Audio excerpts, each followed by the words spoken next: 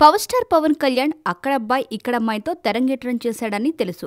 కాగా త్వరలో ఆయన త్రివిక్రమ్ శ్రీనివాస్ దర్శకత్వంలో తన 25వ చిత్రం చేస్తున్నాడు. కానీ అంతకుముందే పవన్ ఓ చిత్రంలో ఓ చిన్న డైలాగ్కి డబ్బింగ్ చెప్పిన విషయాన్ని తాజాగా వెల్లడించి ఆశ్చర్యపరిచాడు.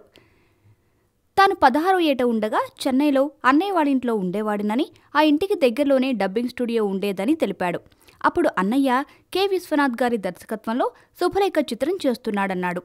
ఆ చిత్రం కోసం అన్నయ్య డబ్బింగ్ చెప్పే పనిలో ఉండగా తాను ఓ రోజు తన అన్నయ్య కోసం టీ తీసుకొని రికార్డింగ్ థియేటర్కి వెళ్లానని, అక్కడ తన చేత చిత్రంలోని ఓ చిన్న డైలాగ్కు డబ్బింగ్ చెప్పించిన విషయాన్ని గుర్తు చేసుకున్నాడు.